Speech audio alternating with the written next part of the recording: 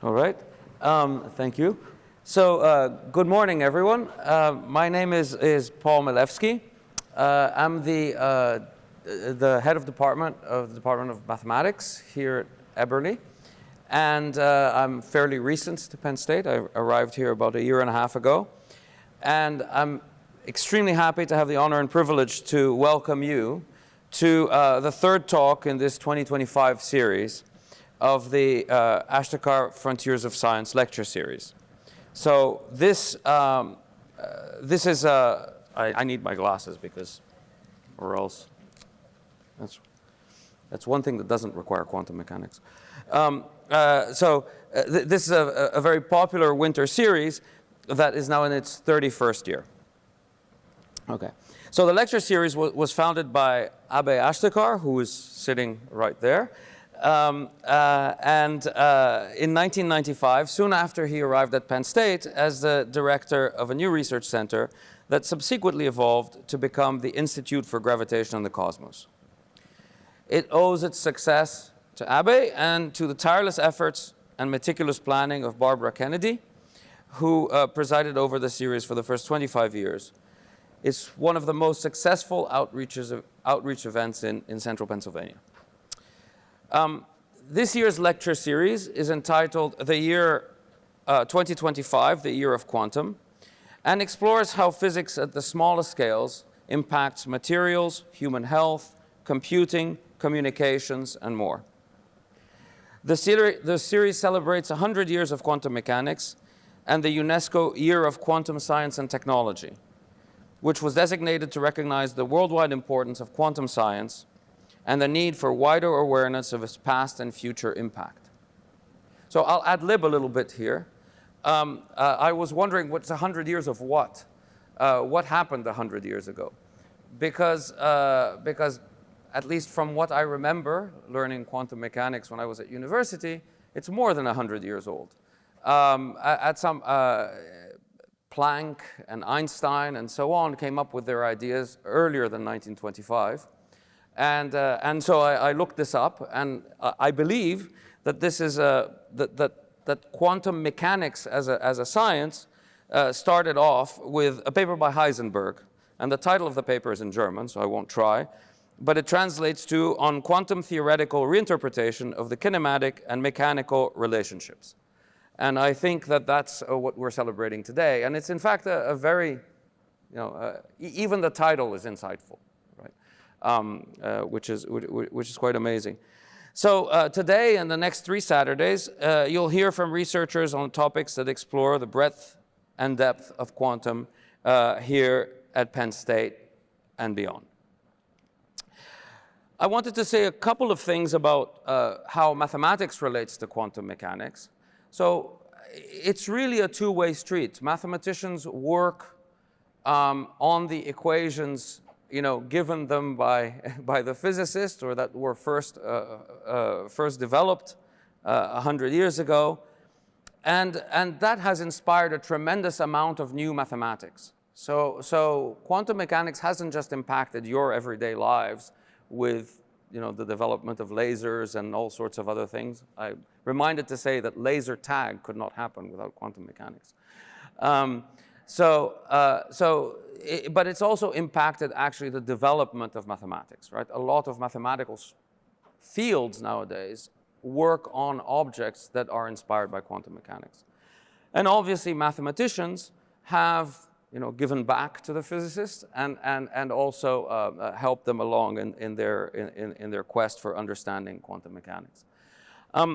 So in particular, I'd like to say that here at Eberly, and in the Department of Mathematics here, we have 2 scientists whose primary goal is to work in the quantum field, right, or in the quantum mechanics, broadly speaking. One of whom you'll hear very shortly from. The other is Kirsten, who I'd like to talk about, is Kirsten Eisentrager. So Kirsten works in quantum cryptography. And what this is the fact that, as you'll hear today, quantum computing is rather different than the computers we're used to. And mathematicians are good at proving things, right? Now, for cryptography, you would like a proof, right? You would like to know that when your password is encrypted, right, that nobody can decrypt it with a computer that they have nowadays, computers that exist nowadays. Well, that's true, right? There are provable algorithms that will encrypt things that are not decryptable, but that's not true for quantum computers. If one day quantum computers become ubiquitous, all of our encryption algorithms might fail, right? And so people have to work on figuring out new encryption algorithms that can sort of be secure, right? So that's what Kirsten works on. I won't tell you too much about what Xiantao works on. He will tell you shortly. He works on another aspect of quantum, which is how quantum computers will actually help us to solve lots of problems in physics and other fields. So why does mathematics and quantum mechanics and quantum in general work hand in hand? Well, a few things. First of all, the equations of quantum mechanics are hard. And mathematicians love hard equations. So that's one basic thing. Another thing, maybe a little bit more philosophical, is quantum mechanics often fails human intuition, right? We grew up, we evolved in having intuition at the scales of things we see. And quantum mechanics is not obvious at those scales, right? It affects things at those scales, but it's not obvious. And so very many things about quantum mechanics evade human intuition, and therefore having proofs, having guarantees of this, these sort of premises imply that, is very important. I think the third thing is that that the quantum field is absolutely, the potentials of it are limitless, right? Quantum computing in particular has really incredible potential. So without speaking too much, I'd like to move on and to introduce today's lecture topic. So today's lecturer is Xiantao Li from our department.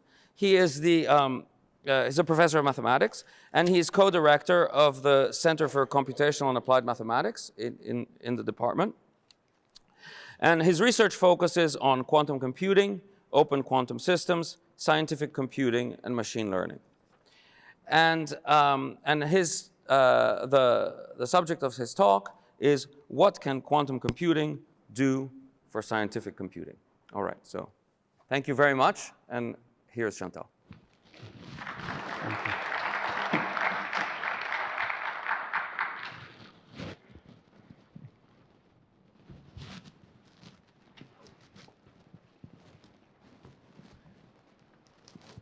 Right. Thank you. Thank you for the nice introduction. And I also want to thank the organizers of this lecture series for the opportunities to speak here. As you heard from Paul, I'm a professor at the math department. I work on scientific computing. I also look at the applications to physics, chemistry, and material science. Around the year of 2019, I came across quantum computing. There's something about it that resonated with me a lot, and I've been working on it ever since. It's been an incredible journey. So I'm going to walk you through part of the journey today. I'll tell you about what the buzz around quantum computing is about, why it matters to quantum computing, to scientific computing, and why quantum computers can be better at it. Right? Now, sorry. Is it better? Oh, is it better? Okay, thank you. My talk is about computing, and this is a hot topic today. Whether or not you work in the field of science, you would hear a lot about computing. And people want to compute more and more, and they want to compute with bigger and bigger models, and they want to compute better than everybody else. One example, of course, I think everybody has to use this example, is ChatGPT. So these are large language models that have billions or sometimes hundreds of billions of parameters. And you run them on thousands of GPUs over an extremely long time. Right? On the other hand, in the domain of science, large-scale computation has been driving scientific discoveries. For example, in material science, we want to be able to simulate thousands or millions of electrons to say something about what the material does and to better design materials. In earth science or climate science, people are building bigger and bigger models to simulate earthquakes or climate changes. Now, in biology, we want to be able to simulate the dynamics of biomolecules for an extended time period so that we understand their structural changes and, more importantly, why they have certain biological functions. To actually make this effort possible, you have to build bigger and bigger machines, and this is what the industry has been doing. But now, this effort is running to a wall. And this is because of certain limitations of these classical computers. And so what happens is that the transistors in modern chips are getting very, very close to atomic scale. And it's getting harder and harder to make them smaller and smaller or more efficient. And this is one of the reasons why quantum computing is catching the wind. And so essentially, quantum computers are using different physics, and it can overcome many of the fundamental limitations from classical computers. Now, on the other hand, to use quantum computers, you have to design quantum algorithms. Here. Now, these algorithms have to follow quantum physics as well. And therefore, we're going to have to redesign these algorithms. To redesign those algorithms, we need mathematics. And this is where we are coming in. Okay? Now, let me begin by saying a few words about what's making quantum computers special. And some of you may have heard about the difference in terms of the bits that they are using. So basically, classical computers are using classical bits. And it can only be 0 or 1. So there are only two possible outcomes. There's nothing in between. But quantum computers use quantum bits. And each quantum bit can create sort of a coexistence of these two possible outcomes, which you can tune to gear toward one of the outcomes. I'm going to use pizza as an example. All right, so imagine that you go to, let's say, Brothers Pizza, and they only have two options, either pepperoni or mushroom. And there's no other choice, and there's nothing in between. Okay? And so that's the limitation of a classical bit. But imagine that they can make a quantum pizza. This is a slice of pizza where the two toppings can coexist with certain probability that you can actually tune. And this probability can be anywhere between 0 and 1. And what's fascinating about this is that every time you take a bite, you could end up with a different flavor. So there's a probabilistic nature built in here. This is probably not a good example because this is right before our lunchtime. But these pictures are actually AI generated. So don't get hungry yet. So because of the ability to dial between the two states here, you effectively created a two-dimensional space with two parameter alpha and beta here. But mathematically, it's a bit more than that because these numbers are allowed to be complex numbers. So a better way to visualize this is to project them into a sphere. And what happens is that if you're a classical bit, you're going to be stuck at the North Pole or the South Pole. You're not allowed to be anywhere else. But if you're a qubit or quantum bit, you're free to be anywhere on the globe. And so you can see the unique capability of a quantum bit compared to the classical analog. You can take this one step further. You can say, what if I have 2 qubits? And then what you created is going to be a 4-dimensional space, and you do that by a physical mechanism called quantum entanglement. And this is a way to coordinate the states of 2 qubits. Now, if you continue with this and put in more and more qubits, and eventually the dimension that you're creating is exponentially large with respect to the number of qubits. The way that we think about it is the following. Suppose you have a very large dimensional problem that you want to do computation with. And let's say that the dimension is d. Then, aside from everything else, the number of qubits that you need is only logarithmic with the dimension here. And to get a better kind of idea of how this is behaving, I showed you here the graph of the log function. So essentially, if you look at those large numbers for capital D there, the function grows very, very slowly. And typically, in computing, this logarithmic dependence translates into resource overhead.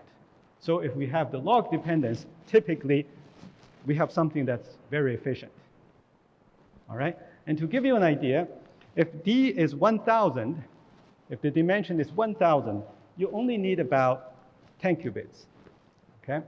If you have, let's say, a dimension that's 1 million, then the number of qubits that you need is only 20 qubits. And the quantum computers that exist today already have way more qubits than that. And that's exciting. So the figure that you're seeing here are collecting some of the milestones in the last decade. And as of now, many companies can make quantum computers with reasonably many qubits. And this is when they begin to make the news. And so you often hear headline news about D-Wave is making big computers, IonQ and Google, right? So these big companies are competing to make bigger and bigger quantum computers. All right. Now, recently, a lot of friends came to me and asked me about quantum computers, but for a different reason. It's not the technology that they are interested in. It's because the quantum stocks have went up so much. And so, but I still appreciate the attention. Okay. But one thing that I was really jealous about is that there was a donation from IBM to RPI. And this is a quantum computer with 127 qubits. And they might be the first university to have a quantum computer on site. Right? At the same time, people are developing new algorithms to take advantage of these new quantum computers.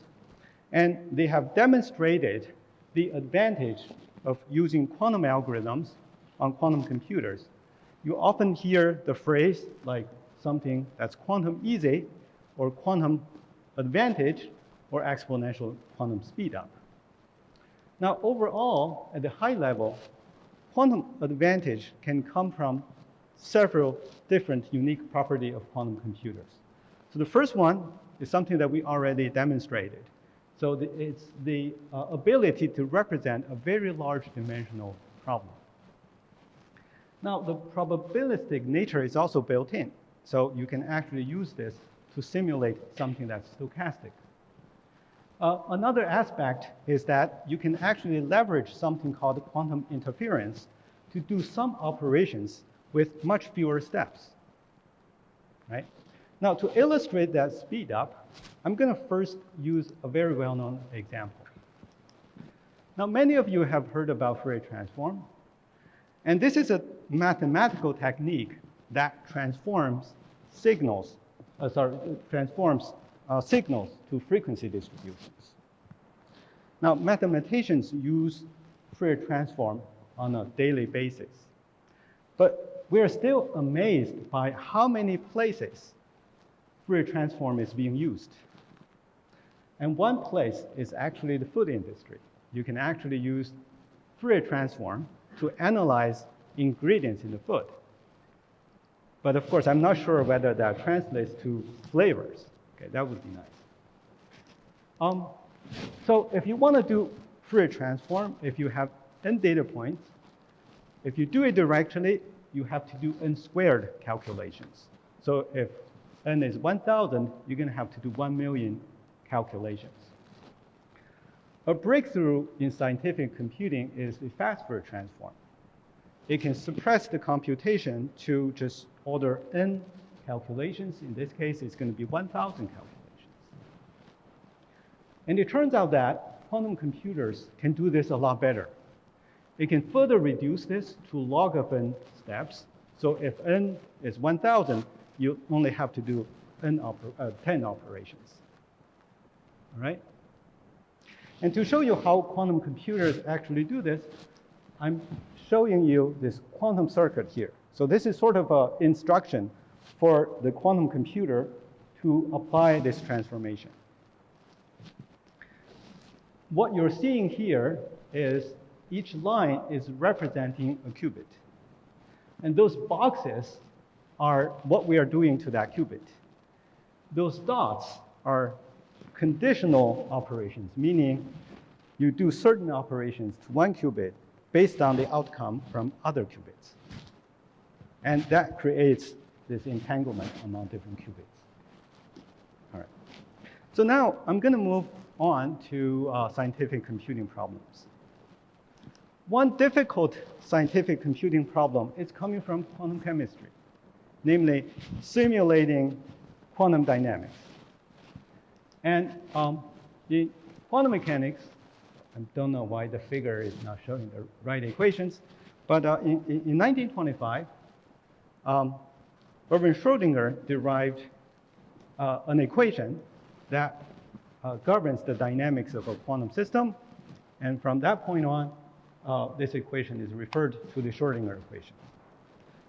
I took away all the physics there, and I'm just showing you sort of the main structure of that equation, so that H is going to be called a Hamiltonian or Hamiltonian matrix.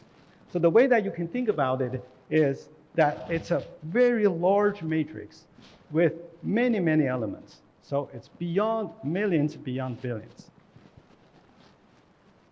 Now, simulating quantum mechanics on classical computers are difficult, especially if you don't simplify that equation. And in this famous lecture by Feynman, I think in 1981, he actually explained why this is difficult. But on top of that, he suggested an alternative. He suggested that we should use a computer that runs on quantum mechanics to solve this quantum chemistry problem. And that was his vision. It turns out that his vision is correct. So basically, quantum circuits are quantum devices. Therefore, they should also follow Schrödinger equation. And here is an example. So on a qubit, if you look at a matrix that looks like that, a 2x2 matrix, okay, then what happens is that you can create this flip operation. What it does is, if you see 0, it's going to flip it to 1. If you see 1, it's going to flip it back to 0. All right? Now, the matrix that you're seeing there is called the Pauli matrix. And you can plug in other Pauli matrices with different combinations and things like that. And you can easily simulate that on a quantum computer. You can do that with multiple qubits as well. So you can put together several Pauli matrices, all right? And then you can easily construct a quantum circuit that implements that. In other words, solve the corresponding Schrödinger equation. And so the picture that you're seeing is actually just a textbook example. All right? And why, well, is this useful? It turns out that if you take the time-dependent Schrödinger equation from quantum chemistry, you can actually map that problem to those polystrings and simulate it on the quantum computer. I'm not going to dive into the details here. The step-by-step instruction is given by that paper, and the mathematical techniques that are involved there are Jordan-Wigner transformation and the BCX formulas. But the takeaway message here is that Feynman is correct in the sense that we can actually simulate Schrödinger equation, which is a quantum mechanics problem, on the quantum computer. But our focus today is scientific computing in general. And there are a lot of scientific computing problems that are very different from Schrödinger equation, that are very different from quantum mechanics. And they're different because of several things. So the first characteristic is that they're non-Hermitian. I'll tell you what that means. And they could be nonlinear, and they can be stochastic. So then they are very different from what we are seeing in quantum mechanics. Nevertheless, I'm going to show that you can actually use mathematical techniques to restructure those models and map them back to the Schrödinger equation so that we can simulate them on quantum computers. So that's the story that I'm going to tell you today. And I'll do that one by one. So for the first part, I'm going to look at a problem that looks like this. This is called a linear differential equation. What it is representing is a system where their rate of change in time is proportional to themselves. And the A there is like a very large matrix. Okay? However, that A can be different from the H that you saw from the previous page. Therefore, this is very different from what's happening in a quantum mechanics. So the question is whether we can simulate this on the quantum computer with exponential speedup. All right? Now, this question was answered not long ago. So in 2023, this was answered by this group here. And these are actually my collaborators, and one of them is my PhD advisor about 20 years ago, or 23 years ago. So what they came up with is a mathematical procedure called Schrödingerization. It can take that general equation back to a Schrödinger equation, and then you can just simulate it on a quantum computer. Now, and then there's another paper that appeared slightly later than that. Well, they derived is another procedure where they created many copies of the time-dependent Schrödinger equation, and they are representing the solution of that problem as a linear combination. Now, I also have a solution of this which is more intuitive, which is that you can sort of break that matrix into two pieces. The first part looks like quantum mechanics, and the other part doesn't. But you can break that further apart, and then you can make the system slightly bigger and rearrange those pieces. And what happens is that in this slightly bigger matrix, you are actually solving the Schrödinger equation. And then when you step back to the original space, you get a reasonable approximation of your problem. Okay? And so we actually tested some of these methods here, and this is from a paper that we published last year. We actually tested this on wave propagation problems where you have a finite domain and the waves are allowed to propagate outside of the domain, and the corresponding model can be written in that abstract form, and we actually tested the quantum algorithms. Okay? But the problem is that these equations are still linear in the sense that what you are seeing on the right-hand side is proportional to the variables that you are after. And it's deterministic. There's no random noise here. So my next slide is about nonlinearity. All right? Now, nonlinearities are interesting. All right? It's going to create all sorts of mathematical problems. And so usually mathematicians are drawn to nonlinear problems because they're exciting, they're interesting, and there are a lot of mysterious behavior associated with nonlinear models. All right? So this could be one example. Okay, all right. On top of that, a lot of the physical phenomena that we see are due to nonlinearity. The nonlinearity in the model also makes the problem more challenging. Let me give you some examples.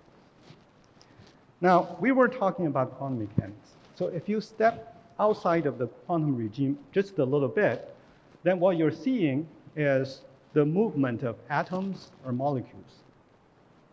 Okay? One interesting model is the following. You can imagine that you have an ensemble of atoms, and they are connected by springs.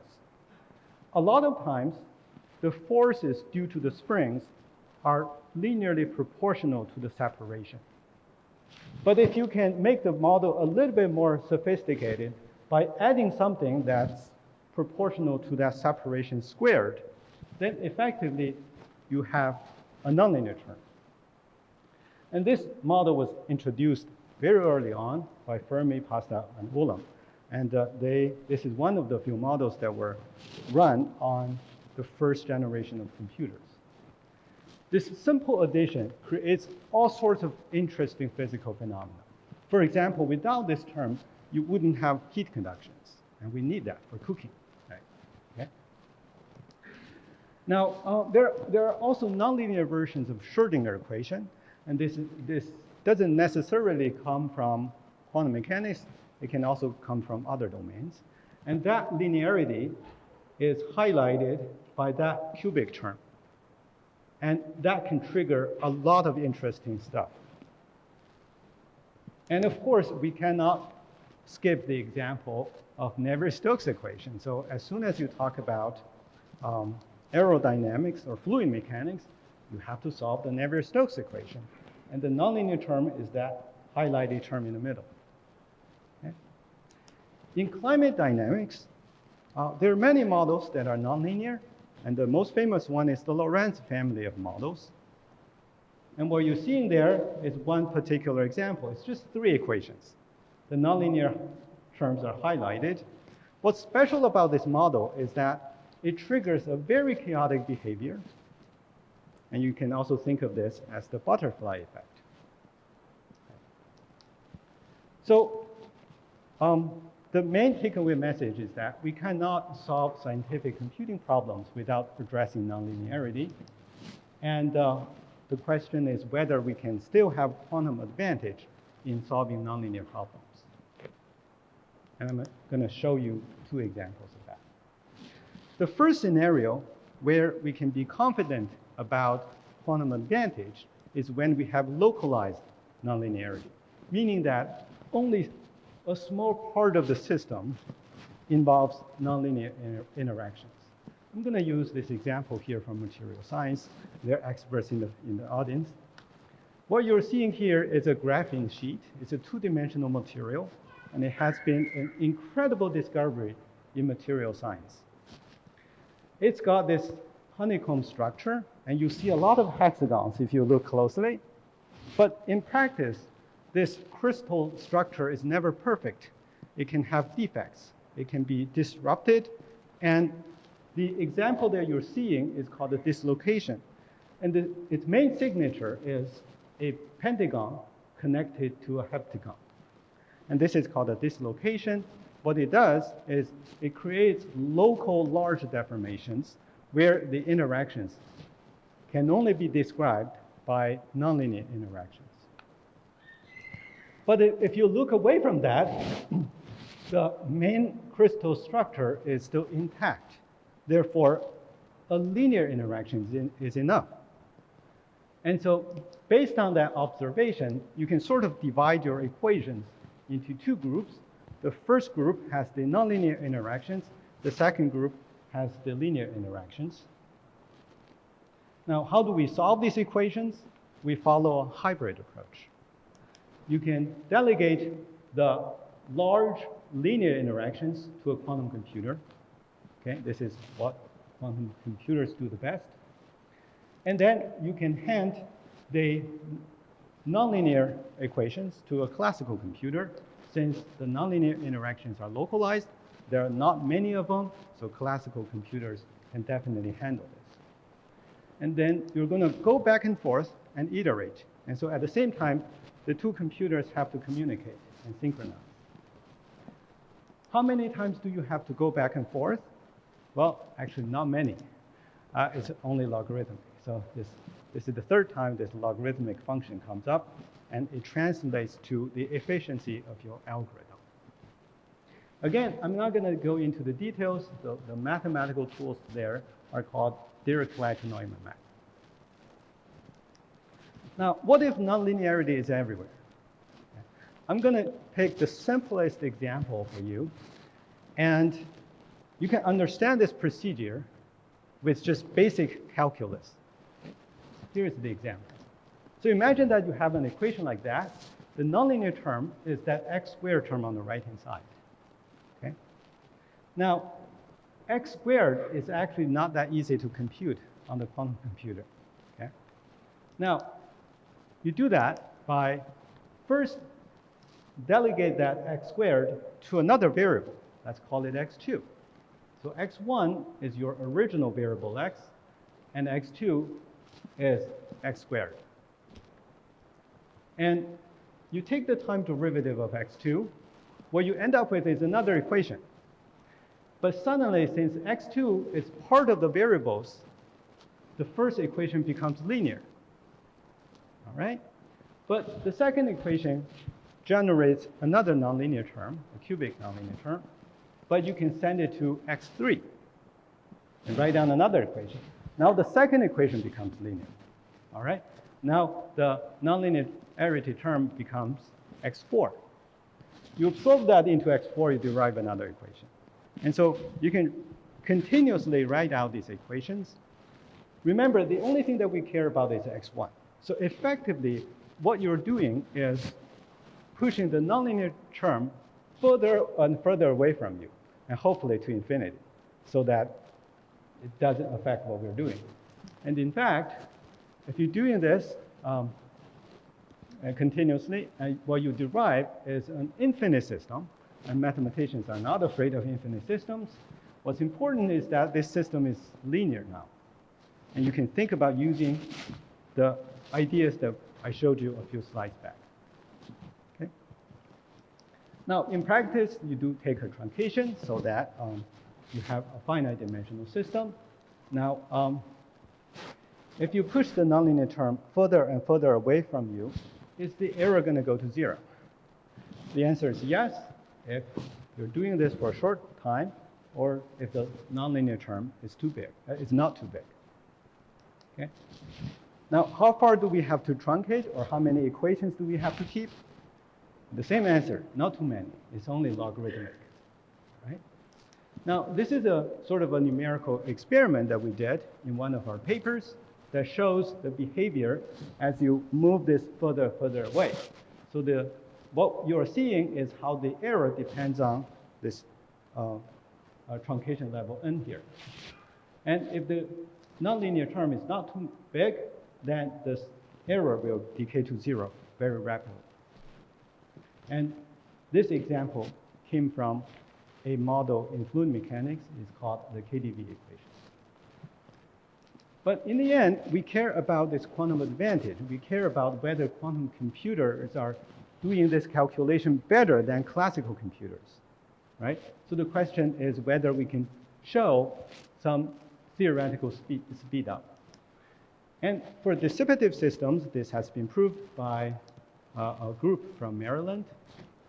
For non-dissipative systems, we identified another regime where this quantum advantage exists.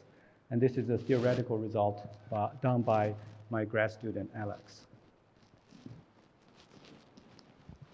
All right, so we talked about nonlinearity.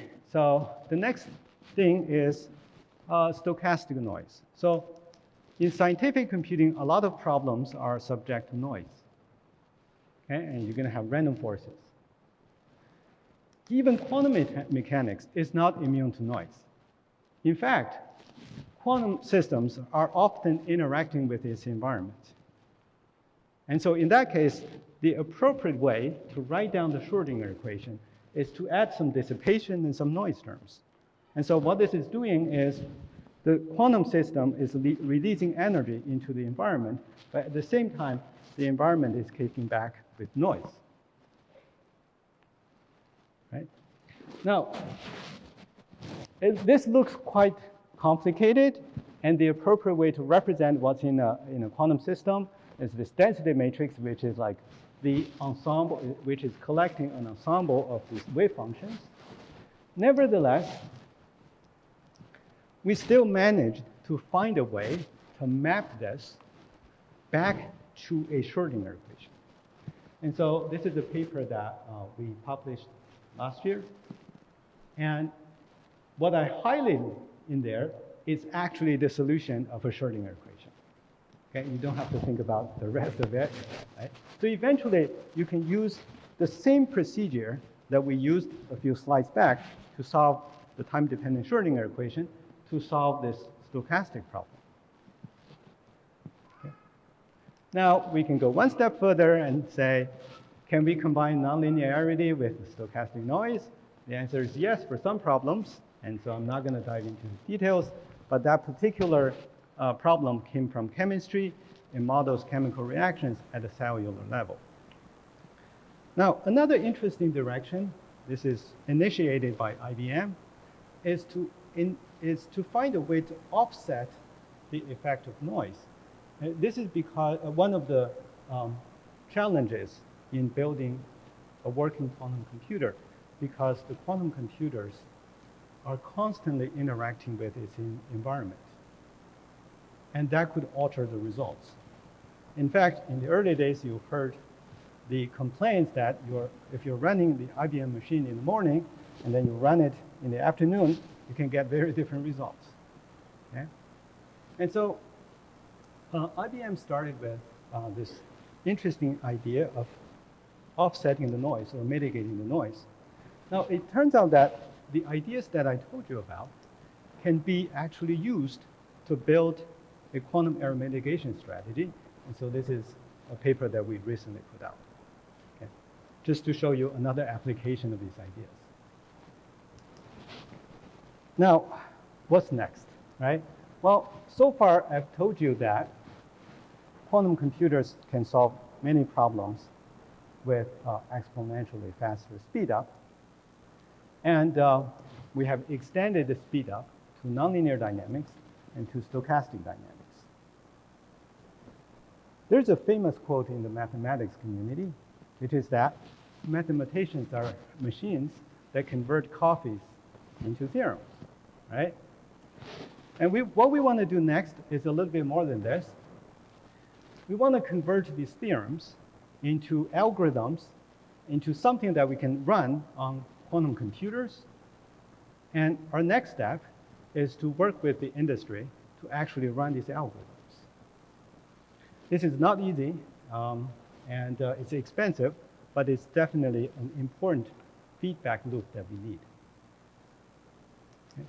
Now, let's step back a little bit and look at where we are in terms of applying quantum algorithms to different fields.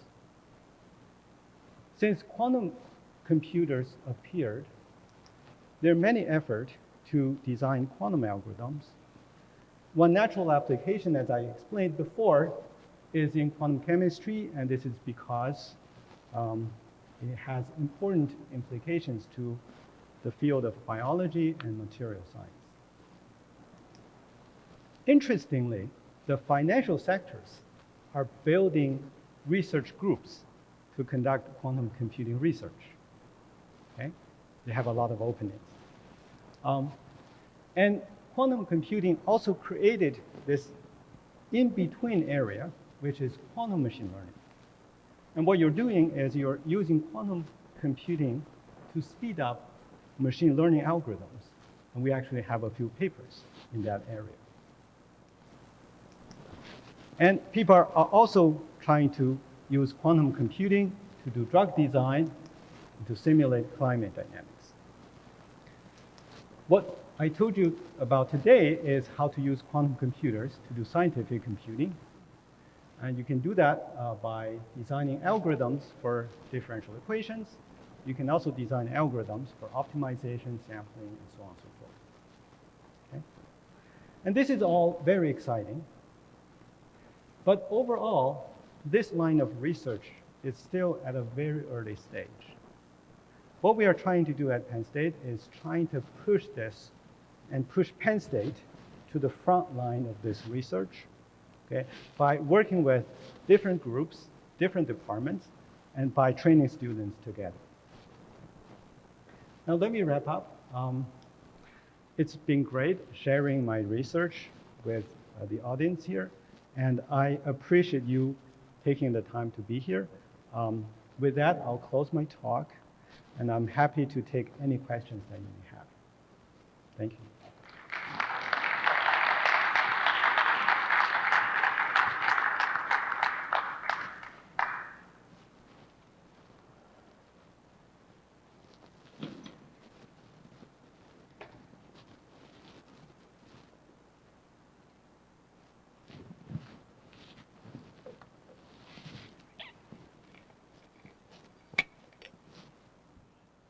Thank you so much, Professor Xiantao. That was a great talk. Even as a physics grad student, I think there was so much I could learn just by getting this overview of quantum computing. Thank you. Right, and also I wanted to thank the communications team for organizing this lecture. I think this has been a really cool opportunity to share all the quantum stuff that we do at Penn State. And I just wanted to make an announcement that there are volunteers going around with who can collect questions if you write it down on a piece of paper that they can provide you, and they can bring it to us and we can share that with Professor Xiantao.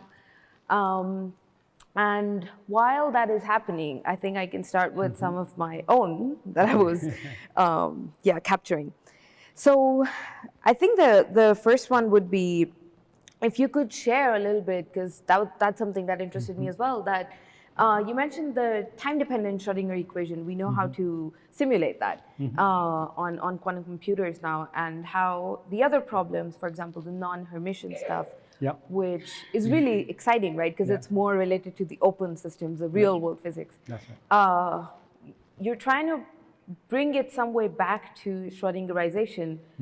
Why is that? Is it harder to simulate that on quantum computers? Or why do we find this way back to come back to Schrodingerization of those? I think one of the reasons is that right now, there are many algorithms for simulating Schrodinger equation directly. So you can imagine that there's a library of subroutines that you can tap into. So if you can convert your problem to the time-dependent Schrodinger equation form, then you can immediately use some of the subroutines. And we know that those algorithms have exponential speedup. That's exciting. Yeah. Another one that I had, this is a little, I guess, like related, but also unrelated, but let's see. We hear a lot often about that these big computing resources, for example, the ones that ChatGPT, for example, is using, there's also a big thermodynamic cost to it, right? You're generating a lot of heat. Right. Could you share a little bit on, the comparison between what a big classical computer, the thermodynamic cost of a classical computer versus that of some of the quantum computers that we're thinking of? That's a very good question. So we're talking about the energy consumption here. I actually don't have the figures with me. I don't think in terms of the energy conservation, the consumptions quantum computers are efficient yet, but I think definitely this is one of the big focus that they're trying to push. Yeah, that sounds good. Yeah, the reason why I was asking, because you mentioned a bunch of times that climate models are being used, right? And that's something I was keeping in mind, that we're progressing in math, but we also want to bring that back to the climate dynamics. Yeah, that's definitely a valid point. Now we have a question from the audience. So it says, one of the challenges of computing is the energy required to do a calculation. Well, so they went a little bit further. This question goes a little bit deeper. It asks, how do quantum computers compare to GPUs for non-linear stochastic problems in terms of energy? I don't have an answer for the energy part, but in terms of the the computational complexity, like in terms of the number of operations that you would require, right? So there is definitely a regime where quantum algorithms require much fewer operations. So you can definitely find regimes where you get exponentially faster algorithm. Thank you. Right, this is a double question. Oh, okay. So here we go. The first one is, what are the quantum computing resources available to PSU? Oh, okay. So if you are an undergraduate student, there's actually a quantum minor program, right? So you can actually get a minor degree from Penn State by taking a number of courses. And I know that one of them is about quantum computing. So it's about learning about quantum computing algorithms. So definitely that's the resource. And sometimes for me, I organize student seminars so that students can learn, like students from different departments can learn about quantum computing together. I think it's a much more efficient way to do it. I hope I can continue with that effort, right? And we also have some lectures in the math department sometimes about quantum computing. So if this is something that you're really interested, just watch out for those. Yeah. Yeah, and I can attest because some people from my group go there and present. So it's a really fun opportunity if you're a PSU student. There is another question from them. What companies in the financial sector are investing in quantum computing? Okay. JP Morgan Chase. Okay. You can apply for internship opportunities there. I think one of the graduate students that we are working with is going to go there this year to work there. He did the intern last year. This year, he's going to graduate. He's going to be working there. And their research groups are also proving theorems. So yeah, very theoretical. But definitely they're interested. One of my former close friends from Penn State is actually the vice president of research at JP Morgan for advanced quantum computing. Oh, that's great. That's great. I didn't know about that, actually. Yeah. That's great. One of the former my former close friends from Penn State is actually the vice president of quantum computing at JP Morgan. So that's what Yeah. And I think for some of us in the audience, if you could just give a broad overview of what are these people doing in the financial sector? I'm not sure I'm supposed to know,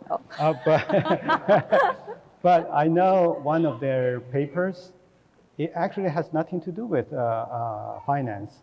So they actually do ground state preparations. So it's more physics oriented. Yeah. So it doesn't have to do, I think they're sort of building this team and building this expertise. And they start out by doing research in several different directions that may or may not be related to finance. Yeah. Interesting. Yeah, it's building a toolkit. That's already. right, Yeah. that's right. Right, here's another one. What problems have been solved on actual quantum computers, not just theoretical algorithms? Right. So the best place to look is Google, right? So they talked about this time crystal example, and last year they came up with this Willow quantum chip, and there was an example where their quantum computers have exponential speed up. But whether or not those problems are not exactly related to the applications that we are interested in yet. So this could take another 5 years or so, but there are some cases, like boson sampling is another example. But whether those translate to the problems that we care about, that's not happening yet, but it could happen very soon. 5 years is not that much. Yeah. That's pretty soon. Here's another one. Apart from factorizing primes, what are concrete problems, example in chemistry, that quantum computers can solve that classical computers have not been able to? Right. Well, I think one of the big push there is to solve electron structure problems. So you could either use the method that I talked about, or there's another hybrid approach. It's called variational quantum, variational eigenvalue problem, right? So there's no theoretical speed up yet, but there are some encouraging results. So it could beat classical computing algorithms. So it has to be highly correlated materials, otherwise the DFT would just work. So you have to find systems where classical computers have trouble with. And I'm guessing that feeds back into then, because that research would then feed back into material science and then Yeah, help that's right. speed up the chips and all that. Could Yeah, be. Could be. Yeah, that's right. That's right. Yeah. Yeah. Here's another one. Is there a limit where the quantum computer becomes a classical computer? Oh, this is a very good question. So there's another push, which is called dequantization. So for some of the quantum computing algorithms, you can actually come up with classical algorithms that have a similar performance, right? And so there are those examples. The keyword to look up is dequantization. Yeah. So, but on the other hand, it's nice to push from both sides at the boundary. Yeah. So in last year's lectures, we heard about the hurdle in maintaining a quantum computer in a balanced state.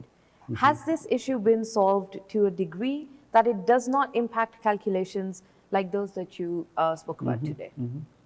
I don't know the state of the art, I have to be honest. I kind of understand where the problem is coming from, and it's definitely, I think these big companies are working to improve. I don't think right now there's a sort of a completely robust quantum computer yet, but again, it could happen in 5 or maybe 10 years. Yeah. So for many of the students in the audience, it's in their ballpark. Yeah. Yeah, hopefully before I retire. Right, here's another one. Can you explain in a layman's term what the Willow chip from Google solved or will help to solve for future of quantum computing? Sorry, I actually didn't look into that example. I'm sorry. I wish I could tell you more about that. I sort of only know this sort of by, scratching the surface. I actually don't know exactly the problem that they were doing. Yeah. Right. Here's another one. A lot on algorithms. What types of algorithms may be able to be implemented without error correction? What is the strategy to utilize dissipation to simulate non-unitary systems? That's a very good question. So there are ways. So earlier I talked about open quantum systems. And so this is a place where you don't have a unitary evolution or unitary channel. There were some papers where they try to leverage the noise that's already in the quantum computer to actually simulate that noisy dynamics. So there were ideas like that. So you can actually leverage or make use of those noise instead of completely getting rid of those noise.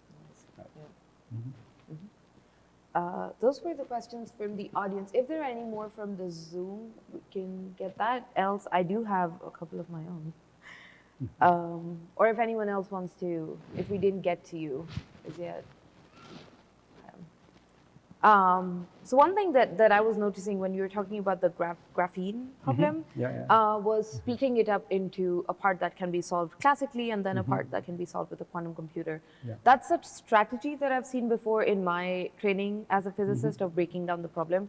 But then we often always care about the boundary terms, right? That's the place where right. it interacts with the two. How do you, in that particular example, or in those types of examples, how do you take care of that? So that's what that I put down just some mathematical terms there. It's called Dirichlet-Neumann map. So what happens is that from one part to another, you want to sort of adjust the position of the atoms. But from the other side back, what you want to provide is actually the forces or the tractions. So that's where that Dirichlet-Neumann map comes from. And that's actually the more efficient strategy to sort of couple that. Yeah. Let's see.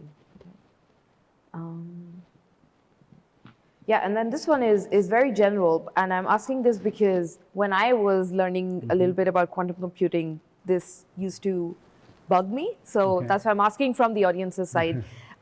We often hear this term, and we heard it today as well, like quantum advantage or the quantum computer being better than a classical one. Again, in just a layperson's term, what do you mean when we say that quantum computers can be better than a classical one? Yeah, if you could shed light on that. Right. So part of it that is referring to the number of steps or the number of calculations that you have to do.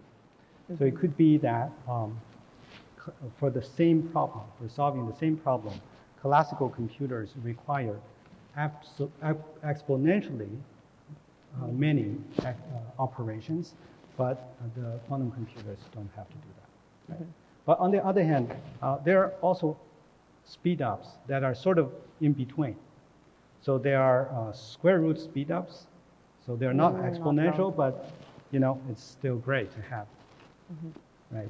But on the other hand, this is also a subtle question. I think what we are comparing are sort of the gate operations on a quantum computer and the bit operations on a classical computer.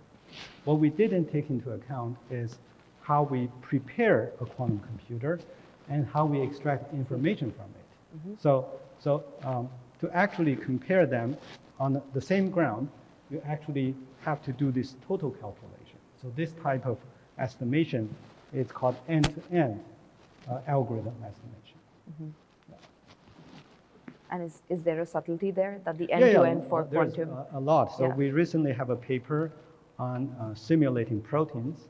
So the biggest challenge there is to actually upload the protein structures and how different parts are connected to the quantum computer. And so that cost a significant chunk of the resource. And so if you're interested, I think that's the paper to look. Interesting. Yeah. And then a final one for me, because again, this is something that I am interested in hearing from you. That, I mean, in science in general, we care about reproducibility, right? Like being able to check. With these, either from the industry side, the papers that we hear about, or the academia papers that we hear about in quantum computing algorithms, or this chip could do this, or this quantum computer did that. What are some theorems or algorithms that are used to check reproducibility, or if I'm not aware of an algorithm does that too, but I think every time we submit papers, they do encourage us to sort of share the code with the public. And so usually we write it in quantum simulators like the IBM's Qiskit. So we would share that on GitHub. And if somebody else wants to check this, they can run the same code. I think that's the best that we can do at this point. Yeah. Sounds good. All right. With that, again, thank you so much, Professor Xiantao, and thanks to the audience for the great questions. Yeah.